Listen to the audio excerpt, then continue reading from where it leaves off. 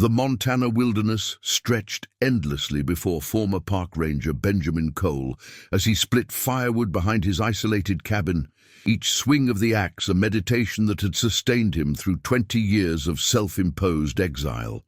At 58, his shoulders still carried the strength of a man who'd spent decades navigating treacherous mountain terrain, but his steel-grey eyes held the weight of a secret that had cost him everything he'd once held dear.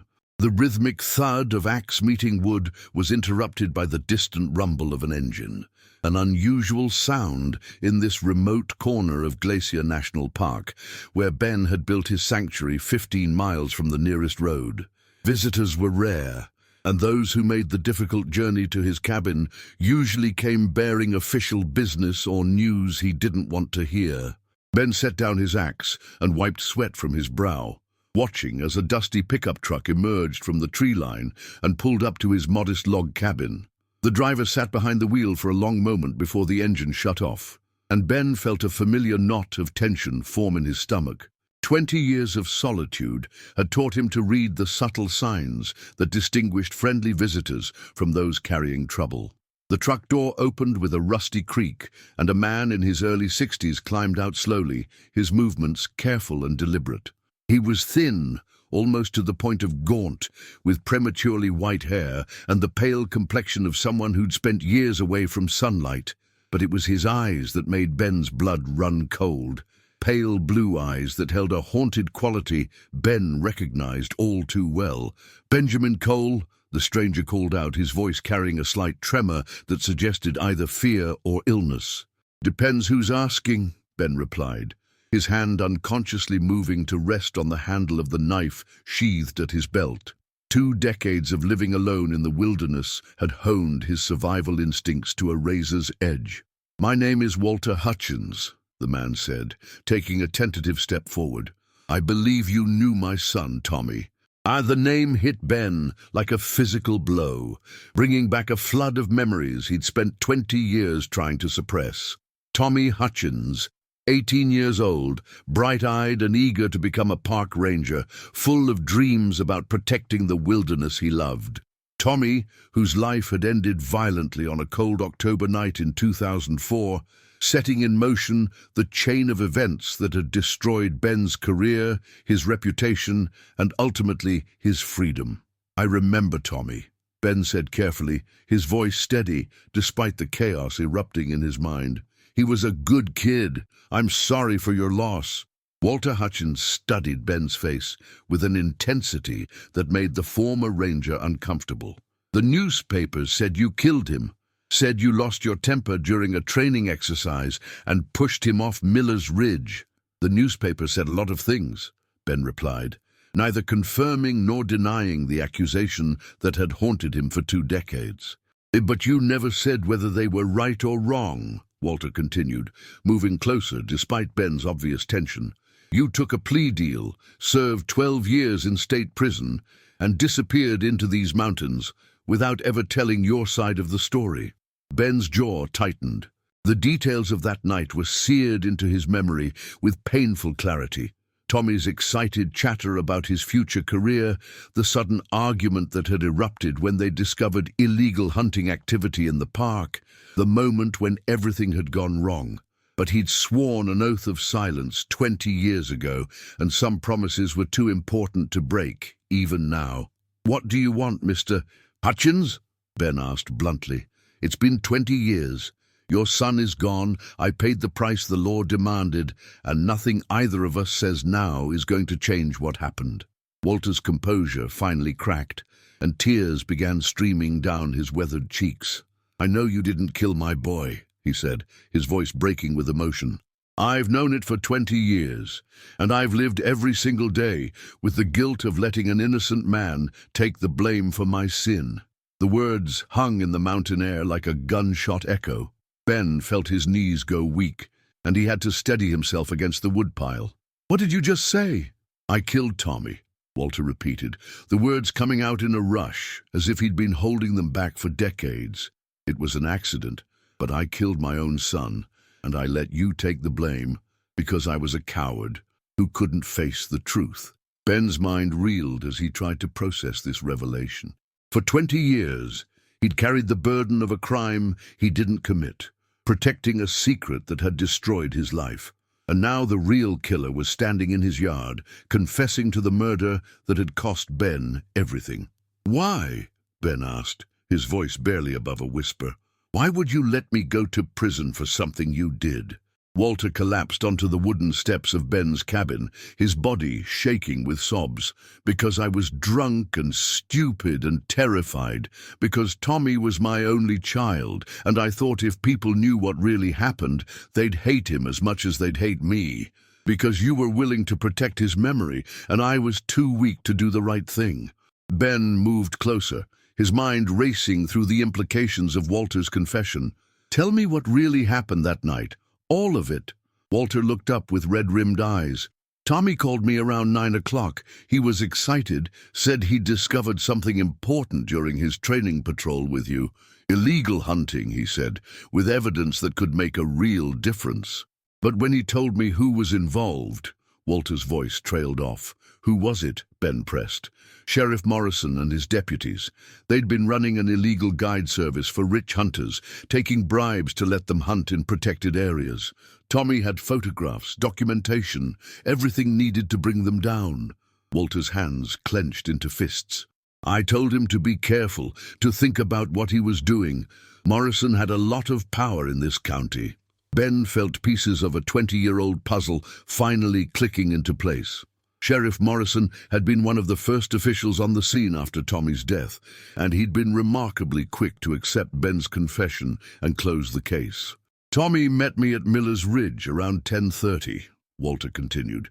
"He wanted to show me the evidence before turning it over to the FBI, but I'd been drinking all evening, trying to work up the courage to tell him something I should have said years earlier." "What?" Ben asked, though he was beginning to suspect he already knew. "That Sheriff Morrison was his real father." Walter's voice broke completely. "Tommy's mother and we weren't married when she got pregnant. Morrison was young then, just a deputy, and he was seeing my girlfriend behind my back. When she found out she was pregnant, Morrison wanted nothing to do with the baby, so I stepped up, married her, gave Tommy my name, and raised him as my own son." The revelation hit Ben like an avalanche. Tommy had unknowingly been gathering evidence against his own biological father, and Walter had been carrying the secret of his son's true parentage for nearly 2 decades. "Tommy didn't take the news well," Walter continued. "He was angry, confused, felt like his whole life had been a lie. We argued, and he started walking away from me, said he needed time to think. But he was walking toward the ridge edge, and I could see he wasn't paying attention to where he was going." Ben's stomach turned as he realized what was coming next. "I reached out to grab him, to pull him back from the edge, but I was drunk and clumsy, and instead of saving him, I knocked him off balance. He fell backward, and I watched my son disappear into the darkness." Walter's body convulsed with grief. "I killed the boy I'd raised as my own, and there was nothing I could do to bring him back." Ben sat down heavily on a nearby stump, his mind struggling to process 20 years of misplaced guilt and wasted life. "So when I showed up at the scene, you found me there with Tommy's body. You knew Morrison would cover up the truth to protect himself, and when I begged you to help me preserve Tommy's reputation, you agreed to take the blame." Walter looked up at Ben with eyes full of gratitude and shame. "You sacrificed everything to protect a dead boy's memory and a coward's secret." Unraveling the past, the rain had intensified to a steady downpour by the time Ben invited Walter into his cabin, both men soaked and shivering from their time spent on the porch, confronting 20 years of buried truth. The interior of Ben's home reflected the man he'd become during his years of exile. Sparse but functional, with handmade furniture and walls lined with books on wilderness survival, philosophy, and nature photography. Walter accepted the hot coffee Ben offered with grateful hands, his pale fingers wrapped around the ceramic mug as if drawing warmth from more than just the liquid. The two men sat across from each other at Ben's small kitchen table, the weight of Walter's confession hanging between them like smoke from a dying fire. "Tell me about Morrison," Ben said, settling into his chair with his own steaming cup. I always suspected there was more to his eagerness to close Tommy's case, but I never imagined he was the boy's father. Walter stared into his coffee, lost in memories that clearly caused him pain. Robert Morrison was everything I wasn't when we were young. Confident, charismatic, destined for success. Tommy's mother, Susan, was completely taken with him. They had an affair that lasted about 6 months before she realized he was never going to leave his wife for her. But she was pregnant by then, Ben observed. 3 months along when Morrison told her he wanted nothing to do with the baby. Susan was devastated, but she was also practical. She knew she couldn't raise a child alone in a small town without facing constant judgment and financial hardship. Walter's voice grew softer. I'd been in love with Susan since high school, and when she told me what had happened, I offered to marry her and raise the child as my own. Ben studied Walter's weathered face, seeing the echo of the young man who'd made such a selfless decision. Did Tommy ever suspect? Not until that night. He looked so much like Morrison that people occasionally commented on it, but in a small town, everyone looks like someone else's cousin or uncle. It was easy enough to dismiss. Walter set down his coffee cup with shaking hands. I should have told him the truth years earlier, but Susan made me promise to keep the secret. She was terrified that Morrison would try to take Tommy away from us if he ever decided he wanted to claim his son. Was that a real possibility? Walter's laugh was bitter. Morrison was ambitious even then. By the time Tommy was 10, Morrison was making noise about running for mayor, maybe even state office someday. Having an illegitimate son surface would have been a political disaster, so no, I don't think he would have claimed Tommy. But Susan lived in fear of it anyway. Ben leaned back in his chair, pieces of the puzzle continuing to fall into place. So when Tommy discovered evidence of Morrison's illegal hunting operation, he had no idea he was investigating his own biological father. Tommy was so excited about making a real difference, about proving himself worthy of becoming a park ranger. He saw it as his chance to show that he belonged in law enforcement. Walter's eyes filled with tears again. If I'd told him the truth about Morrison being his father, maybe he would have handled the situation differently. Maybe he'd still be alive. Or maybe Morrison would have killed him to protect his secret, Ben said quietly. You can't blame yourself for every possible outcome, Walter. Can't I? Walter stood up abruptly, pacing to the cabin's single window where he stared out at the rain-soaked forest. I let my fear and shame guide every decision I made that night. When Tommy fell, my first thought wasn't to get help or call for an ambulance. It was to cover up what had happened, to protect myself from the consequences of my actions. Ben joined Walter at the window, both men looking out at the wilderness that had become Ben's refuge. What exactly did you do after Tommy fell? I panicked. I climbed down to where he'd landed, but I could tell immediately that he was gone. The fall had broken his neck. Walter's voice became mechanical, as if reciting facts helped him distance himself from the emotions. I knew that if Morrison investigated the scene, he'd find the evidence Tommy had gathered against him. So I climbed back up and hid everything. The photographs, the documentation, Tommy's notes about the illegal hunting operation. Where did you hide it? In my truck. I was planning to destroy it all, but then you showed up. Walter turned to face Ben.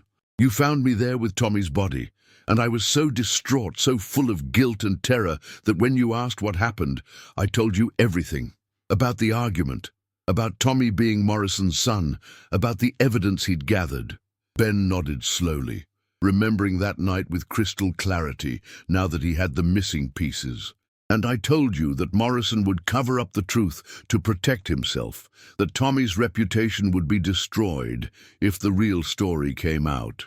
You said the only way to ensure Tommy was remembered as a hero instead of a victim was if someone else took responsibility for his death, someone Morrison couldn't afford to investigate too thoroughly. Walter's voice broke. You offered to confess to pushing Tommy during an argument about his reckless behavior on the ridge. I was 48 years old, divorced, no children of my own. Tommy was 18 with his whole life ahead of him. It seemed like the right thing to do. Ben's voice carried no trace of regret, only the quiet acceptance of a man who'd long ago made peace with his sacrifice. But you went to prison for 12 years. You lost your career, your reputation, your freedom, all for a boy who wasn't even your responsibility. Walter was crying openly now. How can you not hate me for what I cost you?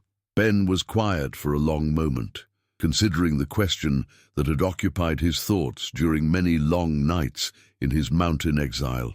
Because hate would have destroyed me the way guilt has been destroying you. I made a choice that night, Walter. I chose to protect Tommy's memory and give you a chance to live with your grief instead of your shame. That choice gave my life meaning, even if it cost me everything else. The storm outside intensified, rain lashing against the cabin windows, as if nature itself was mourning the tragedy they were discussing. Ben moved to add wood to the fire, the familiar ritual giving him time to process the emotions churning inside him. "There's something else you need to know," Walter said quietly, "about what happened in the years after Tommy's death." Ben turned from the fireplace, noting the new tension in Walter's voice. "What do you mean?" Morrison didn't just cover up Tommy's death to protect himself. He used the case to expand his criminal operations. With you in prison and no one asking questions about Tommy's investigation, Morrison grew bolder, more ruthless. Walter pulled out a worn manila envelope from his jacket pocket, his hands trembling as he set it on the table. Over the past 20 years, at least 7 other people have died or disappeared after threatening to expose Morrison's activities. Hunters who refused to pay his bribes, environmental activists who got too close to his illegal logging operations, even a state inspector who was investigating permit irregularities. Ben felt his blood run cold. "You're saying my confession enabled Morrison to kill more people?"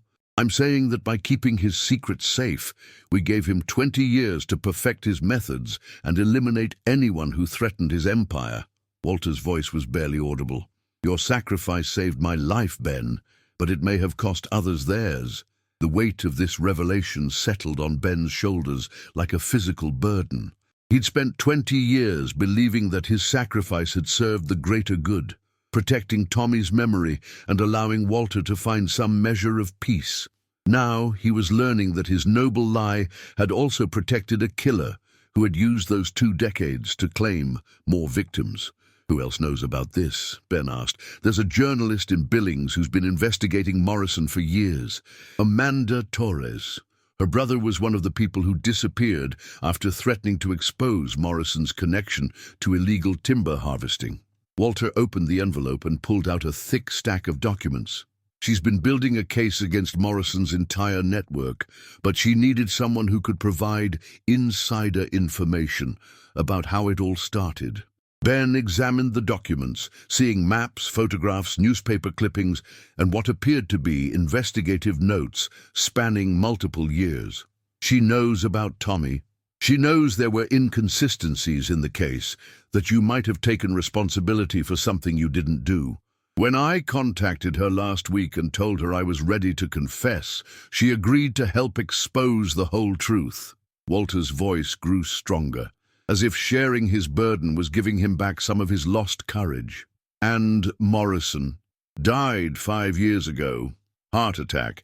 But his network is still operating, still protected by the lies we created to cover up Tommy's death." Walter met Ben's eyes directly. "That's why I'm here, Ben.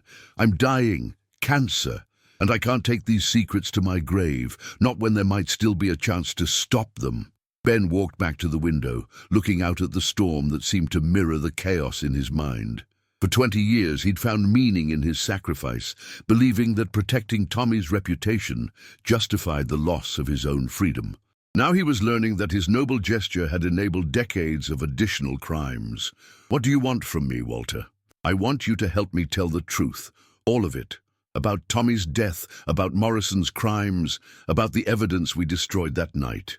Walter's voice cracked with emotion. "I want to make sure that no one else dies because of our silence." Ben turned back to face the man who had just shattered his understanding of the past 20 years. "And if telling the truth doesn't bring back the people who died because of our lies, Then at least we'll have tried to do the right thing, even if it's 20 years too late.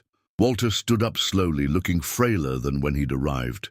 I know I have no right to ask this of you after what I've put you through, but I can't face my maker knowing that I left this world without trying to make amends.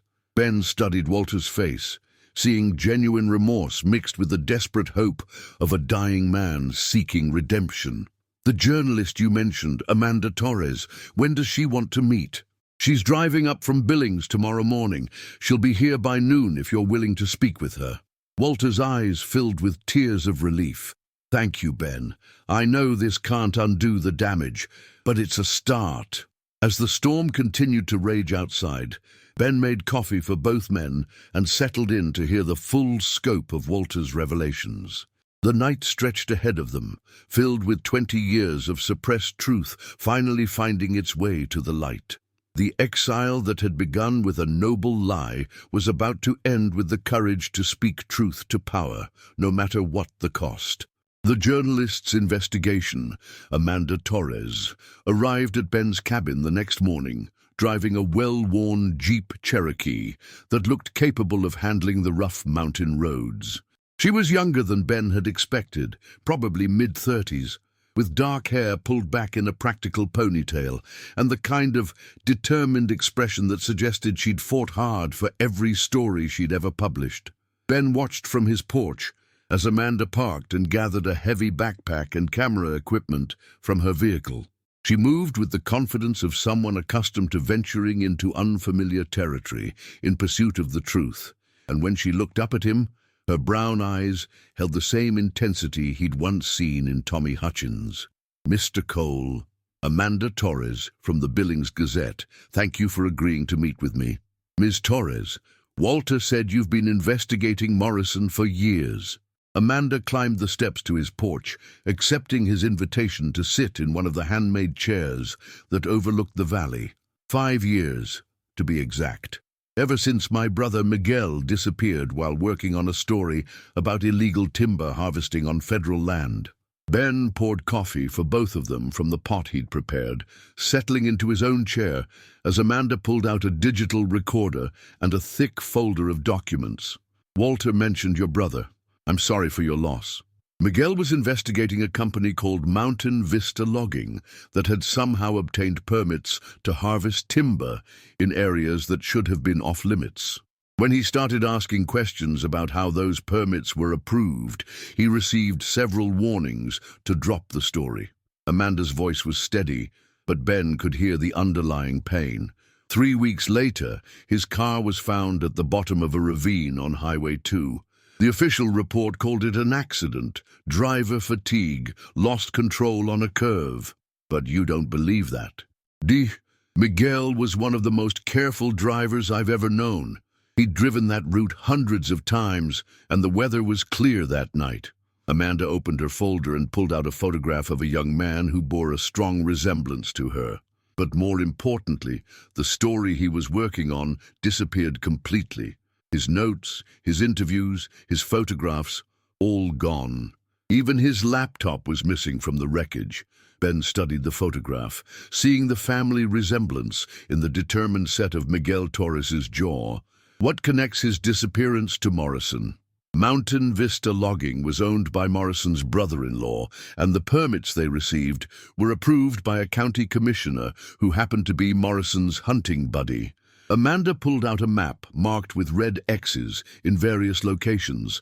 Miguel had traced a pattern of suspicious permits going back 15 years, all involving land that should have been protected, all benefiting companies with connections to Morrison's network.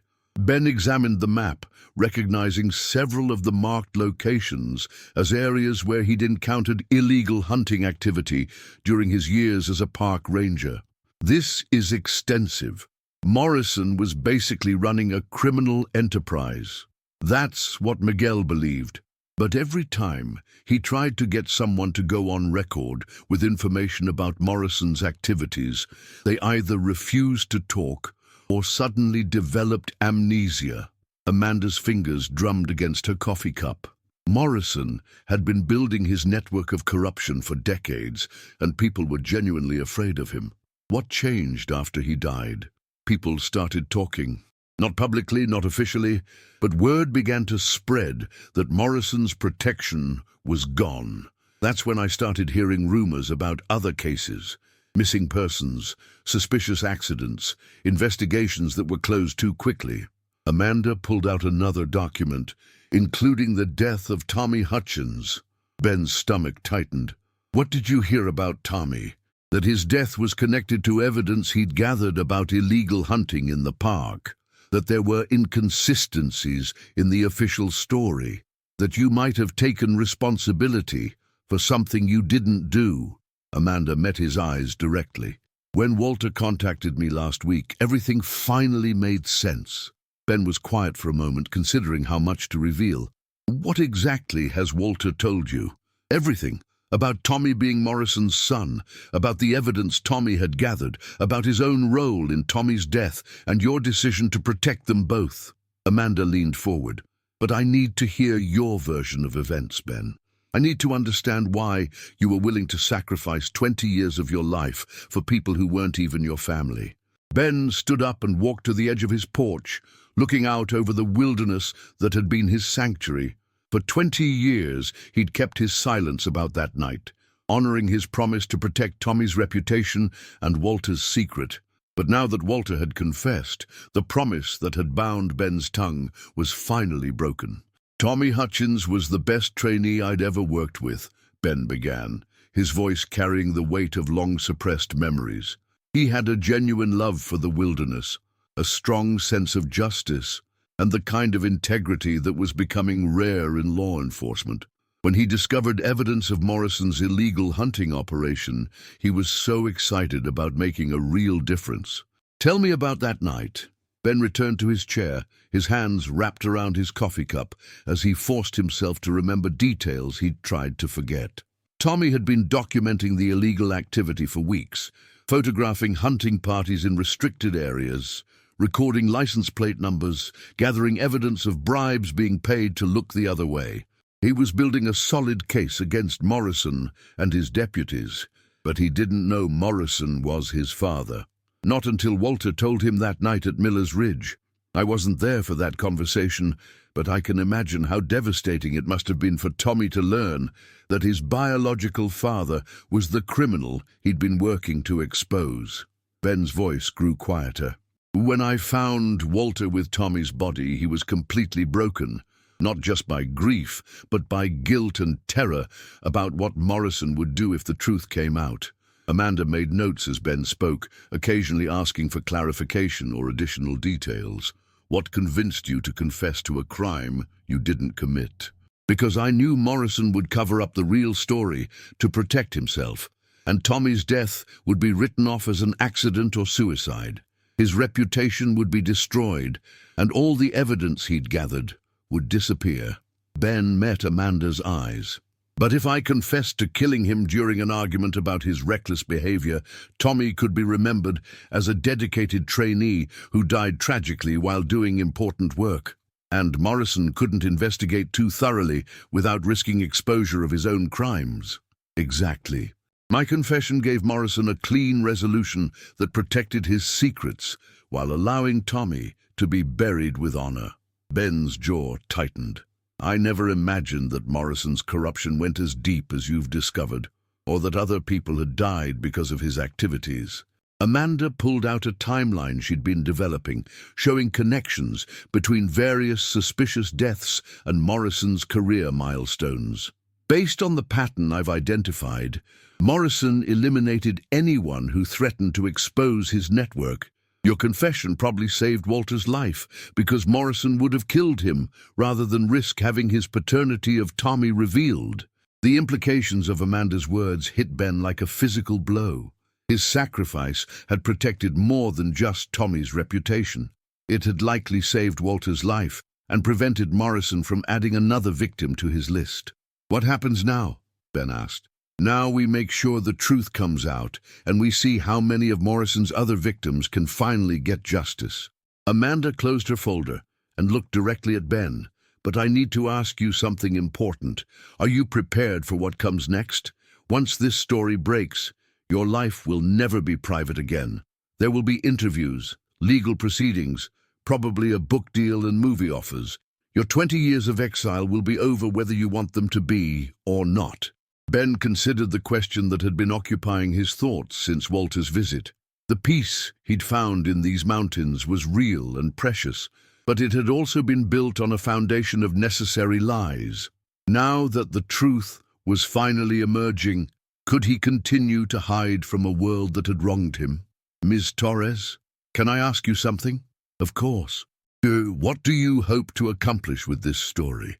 Is it justice for the victims, revenge against Morrison's legacy, or just a career-making expose? Amanda was quiet for a moment, and when she spoke, her voice carried the same passion Ben had once heard in Tommy's voice. It's about making sure that Morrison's victims are finally acknowledged, that their families get answers, and that this kind of systematic corruption can't happen again. Miguel died trying to expose the truth, and I owe it to him to finish what he started. Ben nodded, recognizing the familiar weight of responsibility for someone else's sacrifice. Then let's make sure we do this right. Tommy Hutchins deserves to have his story told, and so do all the others. Over the next several hours, Amanda recorded Ben's complete account of the events surrounding Tommy's death, the decision to confess, and his years in prison and exile. She also documented Walter's confession and the evidence he'd preserved, building a comprehensive case that would finally expose the truth about Morrison's criminal network. There's one more thing, Amanda said as she prepared to leave. I've been in contact with the FBI's Public Corruption Unit. They're very interested in reopening investigations into several cases connected to Morrison's activities. Your testimony could be crucial in bringing charges against his surviving associates. Ben felt a familiar weight settling on his shoulders. Not the burden of keeping secrets this time, but the responsibility of ensuring that justice was finally served. What do you need from me? Your willingness to testify about what you know and your help in identifying other potential victims or witnesses. Amanda handed him her business card. I know this isn't easy, Ben. You've paid a terrible price for doing what you thought was right. But now you have a chance to make sure that price wasn't paid in vain. As Amanda's jeep disappeared back into the forest, Ben stood alone on his porch, watching the late afternoon sun cast long shadows across the valley. For 20 years he'd believed that his sacrifice had served a noble purpose. Now he was learning that the truth was far more complex, but also far more important than he'd ever imagined. The exile that had begun, with a desire to protect the innocent, was about to end with a commitment to expose the guilty, no matter what the personal cost. Reckoning and redemption.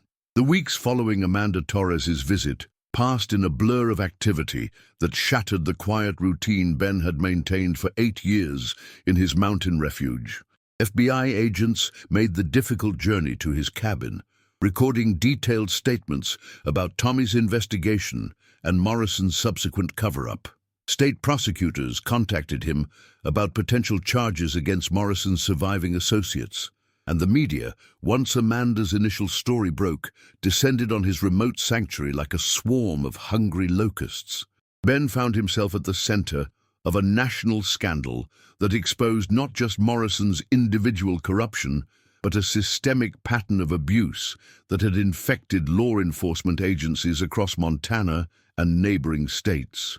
The story resonated far beyond the borders of his small county, inspiring other victims to come forward with their own accounts of official misconduct and cover-ups. Walter Hutchins had turned himself in to the state police as promised, but his rapidly deteriorating health meant that formal charges were largely symbolic. He spent his final weeks in a hospice facility, finally finding peace in the knowledge that his confession had set in motion a process that would bring justice to Morrison's other victims. Amanda Torres won a Pulitzer Prize for her investigation, but more importantly to her, she finally had answers about her brother Miguel's death.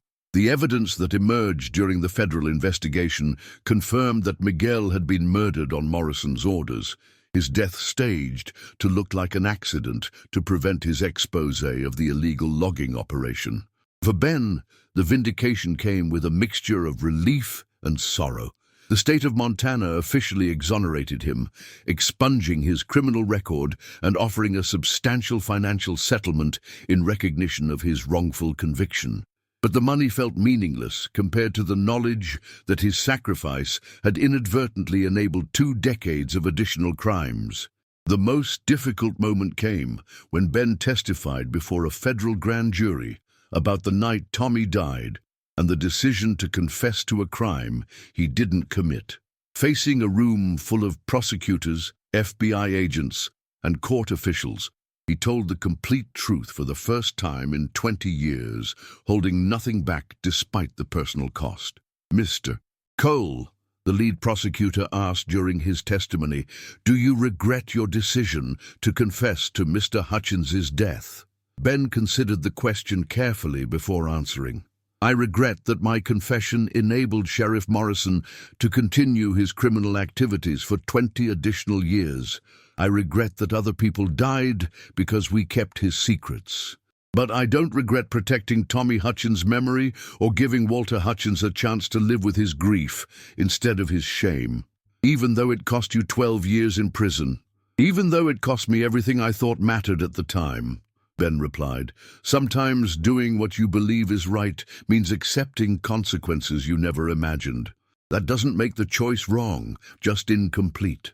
The federal investigation ultimately resulted in charges against 14 individuals connected to Morrison's network, including 3 current law enforcement officers, 2 county officials, and several business owners who had benefited from the corrupt system. The prosecutions would take years to complete, but for the first time in decades, victims' families had hope that justice might finally be served. Coming home, 6 months after Walter Hutchins's confession and subsequent death from cancer, Ben Cole stood on the steps of the Montana State Capitol in Helena, watching as Governor Patricia Williamson signed into law the Tommy Hutchins Memorial Act, legislation that would strengthen oversight of law enforcement activities on public lands and establish an independent commission to investigate historical cases involving police corruption. The journey from his mountain cabin to this moment had been surreal and exhausting. Ben had testified before Congress about the need for federal oversight of local law enforcement agencies. He'd been interviewed on national television programs and profiled in major magazines.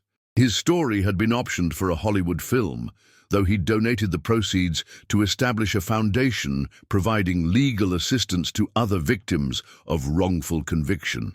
But perhaps most importantly, Tommy Hutchins had finally been recognized as the hero he'd always been, a young man who had died while trying to expose criminal activity that threatened the wilderness he loved. A bronze memorial statue now stood at the entrance to Glacier National Park, depicting Tommy in his ranger uniform with an inscription that read, "In memory of those who sacrifice everything to protect what we hold sacred." "Quite a crowd," Amanda Torres observed, joining Ben on the Capitol steps as photographers and reporters documented the signing ceremony. She'd become more than just the journalist who'd exposed Morrison's crimes. She'd become a friend whose own loss gave her unique understanding of Ben's complicated journey. "Bigger than I expected," Ben admitted, still uncomfortable with the media attention that had followed him since the story broke. Tommy would have been amazed to see all this. "He would have been proud," Amanda corrected. His death exposed a criminal network that had been operating for decades. That evidence he gathered may be gone, but his courage inspired others to come forward with their own stories. Ben nodded, thinking about the dozens of people who had contacted him over the past months, other victims of Morrison's corruption, families who had lost loved ones to suspicious accidents, whistleblowers who had been silenced through intimidation and threats. Tommy's story had given them permission to speak their truth, and their combined voices had created an unstoppable demand for justice. "Have you decided what you're going to do now?" Amanda asked. The Park Service offered you Morrison's old job as Regional Law Enforcement Coordinator. Ben smiled at the irony. I'm considering it. It would be poetic justice to spend my remaining career undoing the damage Morrison caused. But part of me misses the simplicity of my cabin in the mountains. You could have both. Accept the position, but insist on maintaining a field station in the backcountry. Use your experience living off the grid to develop better protection for remote areas of the park. The suggestion had merit. Over the past months, as Ben had worked with prosecutors to build cases against Morrison's surviving associates, he'd realized that his 20 years of exile had given him unique insights into how criminals operated in remote wilderness areas. His experience living alone in the mountains had taught him things that couldn't be learned in any law enforcement academy. Governor Williamson finished signing the legislation and walked over to where Ben and Amanda were standing. Mr. Cole, I wanted to personally thank you for your sacrifice and your courage. Your willingness to protect Tommy's memory, even at such great personal cost, exemplifies the very best of public service. Ben accepted her handshake, thinking about Tommy Hutchins and the young man's passionate dedication to protecting the wilderness he loved. Tommy was the hero, Governor. I just made sure his story could be told the right way. As the sun set behind the Montana mountains, Ben Cole looked toward his future, no longer as an exile haunted by a noble lie, but as a man whose sacrifice had finally been vindicated, whose truth could now be told, and whose remaining years would be dedicated to ensuring that justice would never again be perverted by those sworn to protect it. The ranger who had taken the blame for a murder he didn't commit had finally come home.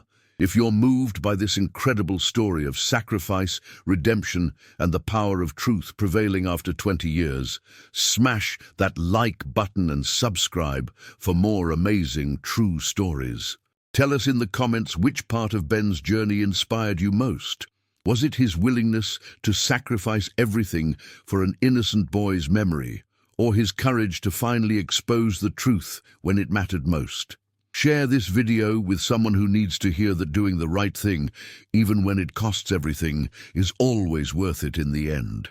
Hit that notification bell so you never miss our latest uploads, featuring incredible stories of human courage and justice. Thanks for watching, and we'll see you in the next video.